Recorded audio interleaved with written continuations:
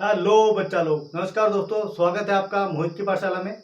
आपके मोहित सर आ चुके हैं आपके लिए एक और इम्पोर्टेंट वीडियो लेके। आज की इस वीडियो में हम लोग सीखने वाले हैं कि त्रिज्यखंड और वृत्तखंड क्या होते हैं और उनको हम किस तरह से निकाल सकते हैं। तो इस वीडियो को बिल्कुल भी स्किप मत करना, वीडियो को पूरा देखने का ट्राई करना। तो आइए स्टार्ट करते हैं हमारा आज का टॉपिक, त्रिज्यखंड और वृत्तखंड के क्षेत्रफल। तो जैसा मैंने आपको बताया कि हमारा आज का टॉपिक है त्रिज्यखंड और वृत्तखंड के क्षेत्रफल। ये जो टॉपिक है क्लास 10th का बहुत ही इंपॉर्टेंट टॉपिक है। ये प्रश्नावली 12.2 से ठीक पहले दिया गया है। ओके, तो जैसा ही आपको दिखाई दे रहा है, ये एक वृत्त है, एक सर्कल है। ओके, तो जो हमारा केंद्र है, अगर हम उसको O माने, ओके, और इसी वृत्त के अंदर अगर हम कोई दो त्रिज्या ले ले, ठीक है, कोई दो त्रिज्या, एक त्रिज्या ये आ गई, दूसरी ये आ गई, ठीक है, और जहां पे ये टच कर रही है उस पॉइंट को ए नाम दे दो, दूसरे को बी नाम दे दो। क्लियर। अब ये जो त्रिज्या है ना, ये एक कोण बना रही है, यहां पे एक एंगल बना रही है। क्लियर। अब ध्यान से सुनना कि वृत्त का वह भाग जो दो त्रिज्याओं, ठीक है, दो त्रिज्या, ये भी त्रिज्या है, ये भी त्रिज्या है, और जो एक संगत चाप होती है, जो एक चाप होती है, उसके बीच में घिरा हो, उसको हम लोग त्रिज्यखंड कहते हैं। क्या कहते हैं? उसको हम लोग त्रिज्यखंड कहते हैं। त्रिज्यखंड, जिसे इंग्लिश में सेक्टर कहते हैं। ओके, तो ये बहुत ही सिंपल है। देखो, जो त्रिज्या से मिलकर बनेगा उसको हम त्रिज्यखंड कहेंगे। क्लियर। तो अगर आप इसकी एक प्रॉपर डेफिनेशन देना चाहो तो वो इस तरह आएगी कि वृत्त का वह भाग या वृत्तीय क्षेत्र का वह भाग जो दो त्रिज्याओं और संगत चाप से घिरा हो, उसे हम लोग त्रिज्यखंड कहते हैं। ओके, ये जो छोटा भाग है, ठीक है, जो ये छोटा भाग है, इसको हम लोग कहेंगे लघु त्रिज्यखंड। क्या कहेंगे? लघु त्रिज्यखंड। ओके, और इसी के साथ जो ये बाकी हिस्सा बचा है, जो बाकी भाग बचा है, वो हमारा होगा दीर्घ त्रिज्यखंड। ये क्लियर। जो छोटा हिस्सा होगा वो हमारा लघु त्रिज्यखंड होगा, और जो बड़ा हिस्सा होगा, जो बाकी का हिस्सा होगा, वो हमारा दीर्घ त्रिज्यखंड होगा। तो जो हमारा त्रिज्यखंड होता है वो वृत्तीय क्षेत्र का एक ऐसा भाग होता है जो दो त्रिज्याओं और संगत चाप के बीच घिरा हो।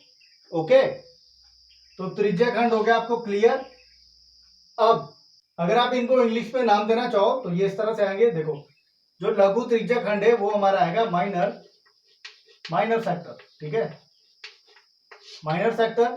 और जो हमारा दीर्घ त्रिज्यखंड है वो हमारा आएगा major sector. Okay, minor sector और मेजर सेक्टर। अब हम इसमें बात करेंगे वृत्तखंड क्या होता है, ठीक है, तो इसको मिटा देते हैं। सेम हमारा वृत्त रहेगा, ठीक है, केंद्र सेम रहेगा। यहां पे कोई जीवा ले लो। अब जीवा क्या होती है? जो वृत्त के केंद्र से होकर नहीं जाती, बट वृत्त के दो हिस्सों को ज्वाइन करती है, ठीक है, कि वृत्त के कोई भी दो भाग को टच करती है। ओके, ये हमारी एक जीवा होगी, जिसको आप नाम दे सकते हो ए बी। अब हम लोग बात कर रहे हैं वृत्तखंड की। वृत्तखंड, अब वृत्तखंड क्या होता है? वृत्तखंड, जिसे हम लोग इंग्लिश में कहते हैं सेगमेंट ऑफ अ सर्कल। वृत्तखंड, वृत्त का एक भाग, सेगमेंट ऑफ ए सर्कल।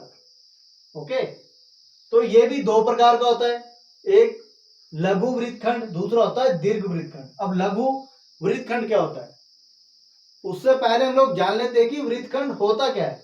वृत्तखंड वृत्तीय क्षेत्र का वह भाग जो जीवा और संगत चाप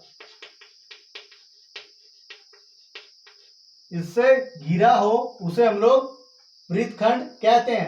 अब देखो, ये हमारी जीवा होगी, ठीक है। अब ये हमारी पूरी चाप है ये, क्योंकि यहां तक कंप्लीट नहीं है ना। अगर हम यहां से यहां तक की बात करें तो ये भी एक चाप है, जो वृत्त है वो चाप से मिलकर बना है, ठीक है। तो ये भी एक चाप है, ये एक चाप होगी। दूसरा ये चाप यानी आर्क, ओके, ये होगी जीवा। तो इनसे जो क्षेत्र घिरा है, ठीक है, जो ये बीच वाला क्षेत्र है, ये हमारा हुआ लघु वृत्तखंड। लघु वृत्तखंड यानी माइनर सेगमेंट, ठीक है, minor segment of a circle. और जो ये बाकी बचा वो बनेगा दीर्घ वृत्तखंड, ओके, यानी major segment of a circle, okay. तो ये आपको क्लियर है। त्रिज्या खंड अलग होगा, वृत्तखंड अलग होगा। जो हमारा त्रिज्या खंड होगा वो त्रिज्या और संगत चाप से घिरा हुआ होगा, ठीक है। और जो हमारा वृत्तखंड होगा वो जीवा और संगत चाप से घिरा होगा, ओके। तो इनमें जो डिफरेंस है वो इस तरह बताता हूं। अगर यहाँ पे ये वृत्तखंड है, ठीक है, ये हो गया वृत्तखंड, दूसरी तरफ आ गया हमारा त्रिज्या खंड। इसमें हमें चाहिए जीवा और चाप या संगत चाप। इसमें हमें चाहिए त्रिज्या और चाप। तो दोनों में जो अंतर है वो सामने क्लियर हो रहा है, ठीक है। त्रिज्या खंड नाम से पता लग गया, त्रिज्या और चाप, वृत्तखंड जीवा और चाप, ठीक है। अब इससे रिलेटेड जो कुछ फॉर्मूले हैं उनके बारे में बात कर लेते हैं। मैंने आपको बहुत बार कहा है, बहुत सारी वीडियोस में कहा है कि पहले अगर हमें बेसिक पता हो तो जो एक्सरसाइज है, जो प्रश्नावली है, उसको हम आसानी से सॉल्व कर सकते हैं, ओके। अब फॉर्मूला की बात करेंगे। ये हमारा वृत्त है ना, और ये दो त्रिज्या होगी, ठीक है। और यहाँ पे एंगल बन रहा है थीटा। ये हमारा ओ, ये हो गया ए, ये हो गया बी। और यहाँ पे आप कोई भी पॉइंट ले सकते हो, पी, क्यू, आर, कुछ भी जो आपने लेना हो, ठीक है। अब ये होगी हमारी त्रिज्या, यहां भी त्रिज्या, यहां भी त्रिज्या, त्रिज्या सेम रहेगी, ओके। और जो ये पूरा सर्कल है ना, इसका जो, इसमें अगर हम थीटा की वैल्यू माने तो ये होगा 360, ठीक है। ये पूरा जो वृत्त है इसकी वैल्यू 360 डिग्री होगी, ओके। और यहाँ पे कोई भी एंगल बनेगा, 60 डिग्री, 90 डिग्री, 45 डिग्री, 80 डिग्री, कुछ भी बनेगा, ओके। अब अगर आपको इस क्षेत्र की जो, अगर आपको ये जो त्रिज्या खंड है इसका क्षेत्रफल निकालना है तो आप किस तरह निकालोगे? इस तरह देखो, कोण थीटा वाले त्रिज्या खंड का क्षेत्रफल,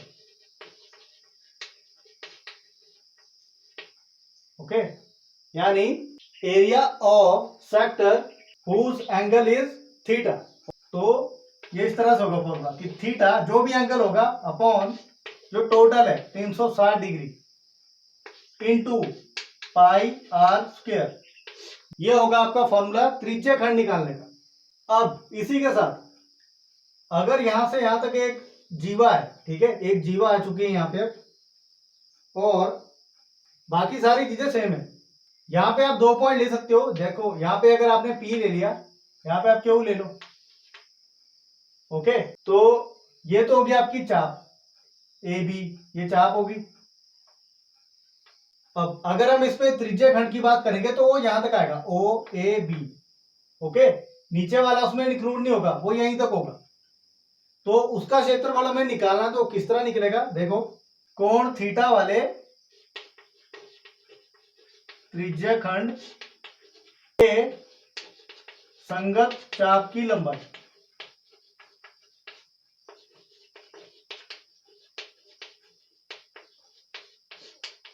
तो ये हमारा होगा, देखो, theta by 360 into 2 pi are.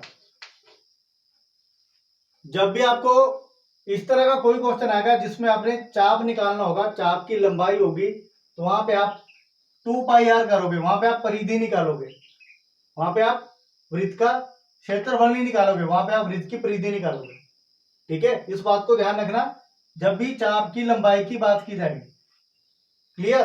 और इसी के साथ इसमें एक त्रिभुज भी बन रहा है OAB, ठीक है, त्रिभुज OAB, ठीक है। आपके पास जो त्रिभुज है उसका भी आपको एरिया निकालना पड़ेगा। उसके बाद अगर आपने वृत्तखंड निकालना है, ठीक है, वृत्तखंड जो भी यहाँ पे बनेगा, ठीक है, APB कुछ भी होगा, उसका अगर आपने क्षेत्रफल निकालना है तो आपको क्या करना पड़ेगा, पहले आपको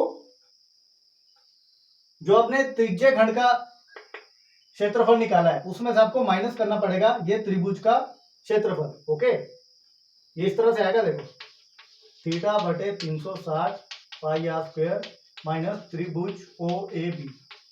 यहाँ पे और भी त्रिभुज हो सकता है, यहाँ पे आपके पास समकोण त्रिभुज भी बन सकता है, समद्विबाहु त्रिभुज भी बन सकता है। Okay, clear. तो अगर हम ओवरऑल बात करें जो फॉर्मूले हैं,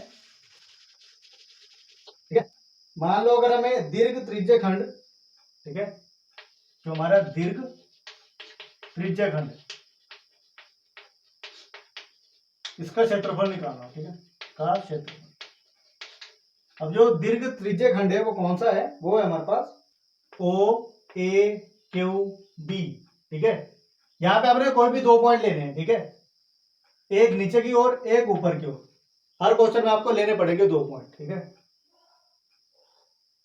तो अब दीर्घ त्रिज्य खंड का क्षेत्रफल, और जो हमारा दीर्घ त्रिज्य खंड है वो है OAQB, इसका एरिया निकालना हमें, तो वो कैसे निकलेगा, तो दीर्घ त्रिज्य खंड का क्षेत्रफल इज इक्वल टू, आपने लिखना वृत्त का क्षेत्रफल, जो भी आपके पास जो भी वृत्त होगा, ठीक है, उसका क्षेत्रफल निकालना और उसमें से माइनस करना लघु त्रिज्य खंड। अब लघु त्रिज्य खंड कौन सा था, OAPB, ठीक है, OAPB इसका क्षेत्रफल। तो आपके पास दीर्घ त्रिज्य खंड का क्षेत्रफल आ जाएगा। और इसी के साथ अगर आपने दीर्घ वृत्तखंड का क्षेत्रफल निकालना है,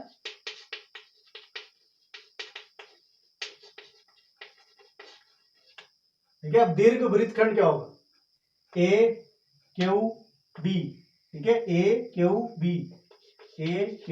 ये हुआ हमारा दीर्घ वृत्तखंड।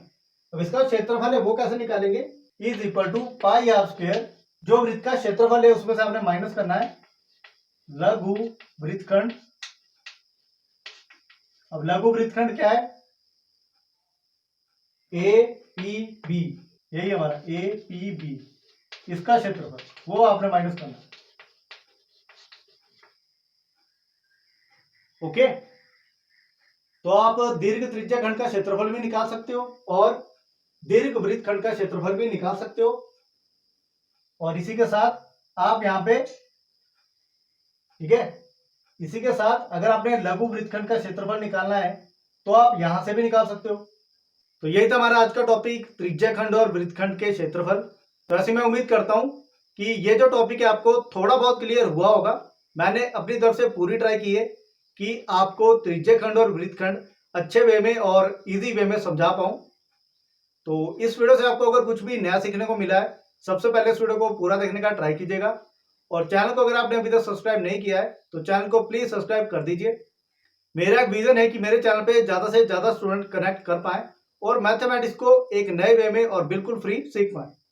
तो आज की इस वीडियो में हम लोग इतना ही करेंगे। मिलते हैं अगली वीडियो में प्रश्नावली 12.2 के साथ।